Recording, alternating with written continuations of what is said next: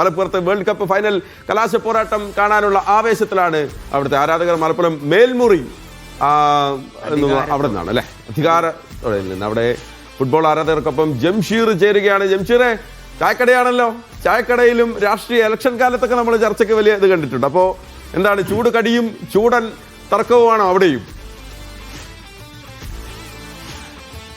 തീർച്ചയായിട്ടും. അതായത് ഇന്നത്തെ ആവേശത്തിലുള്ള കലാശക്കൊട്ടിന്റെ ആവേശം കാണാനുള്ള ഒരു ഒരുക്കത്തിലാണ് ഈ മലപ്പുറത്തെ ആരാധകർ സമിതി. മലപ്പുറത്ത് മേൽമുറി എന്ന് പറയുന്ന അധികാരത്തോടി എന്ന് പറയുന്ന സ്ഥലത്താണ് ഇപ്പോൾ നമ്മളുള്ളത്. ഇവിടെ ആളുകളൊക്കെ ഇങ്ങനെ രാവിലെ ഫുട്ബോൾ വിശേഷങ്ങളൊക്കെ ആയിട്ട് ചായക്കടയിൽ വന്നിരിക്കുകയാണ്. ഏതായാലും നമുക്ക് ആളുകളോട് തന്നെ ചോദിക്കാം. ഇവിടെ നമുക്കൊരു ഗോകുലത്തിന്റെ ഒരു കോച്ചുണ്ട്. എന്താണ് അവസാന മത്സരത്തിൽ തീർച്ചയായിട്ടും അർജന്റീന ട്രോഫി എടുക്കുന്നുള്ള തന്നെയാണ് എൻ്റെ ഒരു നിഗമനം. കാരണം വെച്ചിട്ടുണ്ടെങ്കിൽ ഇപ്പോഴത്തെ അർജന്റീനയുടെ ടീമിൻ്റെ ഒരു ഘടന അങ്ങനെയാണ്. പ്രത്യേകിച്ച് സ്കലോണി എന്നൊരു കോച്ചിൻ്റെ കീഴിലുള്ള അതിതന്ത്രപരമായ നീക്കങ്ങളാണ് നടന്നുകൊണ്ടിരിക്കുന്നത്.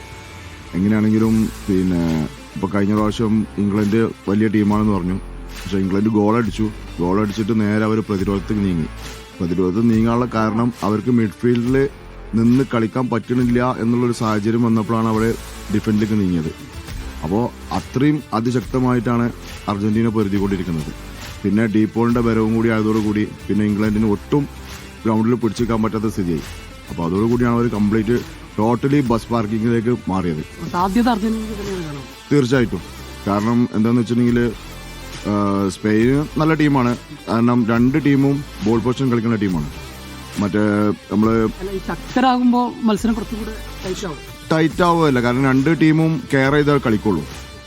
കഴിഞ്ഞ പ്രാവശ്യം ഇപ്പോൾ ഇംഗ്ലണ്ട് ഫസ്റ്റ് ഹാഫ് കംപ്ലീറ്റ് ടഫായിട്ട് കളിച്ചത്. കാരണം പരിക്ക് വരുന്ന രൂപത്തിലായിരുന്നു കളിയായിരുന്നു ഫസ്റ്റ് ഹാഫ് കംപ്ലീറ്റ്.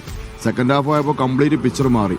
കാരണം അർജന്റീനന്റെ മിഡ്ഫീൽഡറിനെ തകർക്കുക എന്നുള്ളൊരു ലക്ഷ്യത്തോടു കൂടിയാണ് അവർ കളിച്ചത്. പക്ഷേ അതിന്ന് ഉയർത്തെഴുന്നേറ്റ് അർജന്റീന കയറി വന്നു എന്നുള്ളതാണ്. അതോടുകൂടി അവർക്ക് നിൽക്കാൻ പറ്റാതായി അവർ ബസ് പാർക്കിംഗ് മാറി.